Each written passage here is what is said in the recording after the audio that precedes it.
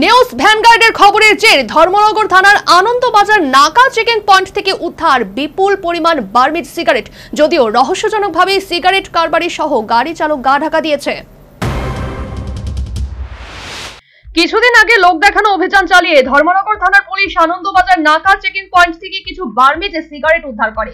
অভিযোগ ছিল ওই রাতেই প্রায় 300 কার্টুন সিগারেট কিছু পুলিশের মদতে পার করে দেওয়া হয়েছিল। নিউজ ভ্যানগার্ড দায়িত্ব নিয়ে ওই খবরটি সম্প্রচার করলে নড়ে চড়ে বসে উত্তর জেলার পুলিশ প্রশাসন, আর তাতেই আসে সফলতা। বৃহস্পতিবার ধর্মনগর পুলিশের কাছে খবর ছিল আনন্দবাজার নাকা হয়ে ঊনকোটি জেলার উদ্দেশ্যে বার্মিজ সিগারেট যাবে।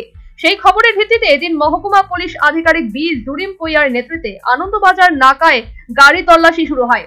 তল্লাশি চলাকালীন TR05J1919 নম্বরে একটি 4 চাকার গাড়িতে তল্লাশি চালালে দেখা যায় গাড়িটিতে অবৈধ বার্মিজ সিগারেট মজুত রয়েছে। যদিও সিগারেট কারবারি এবং গাড়ি চালক পালিয়ে যেতে সক্ষম হয়, সাথে সাথে গাড়ি থেকে আটক করে নিয়ে আসা হয় ধর্মনগর থানায়। গাড়িটিতে মোট 132 কার্টুন সিগারেট পাওয়া যায়, যার বাজার মূল্য প্রায় 70 লক্ষ টাকা। শুনুন উত্তর জেলার অতিরিক্ত পুলিশ সুপার কমল দেববর্মা এ বিষয়ে কি জানালেন।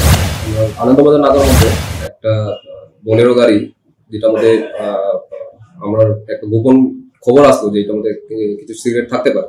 তো সেই অনুযায়ী এসডিপিও সাহেব কালকে রাত্রে থেকে আনন্দবাজার নাকার মধ্যে আমরা স্টাফ রেডি ছিল, আমাদের স্টাফ।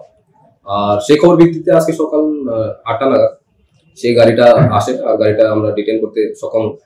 গাড়ির নাম্বার ছিল TR05J1919। পরবর্তী সময় চেকিং এ দেখা গেল যে গাড়ির মধ্যে 129টা বার্মিজ সিগারেটের কার্টুনটা এটার মধ্যে আমরা উদ্ধার করতে পারি। আনুমানিক বাজার মূল্য 60 থেকে 70 লাখ।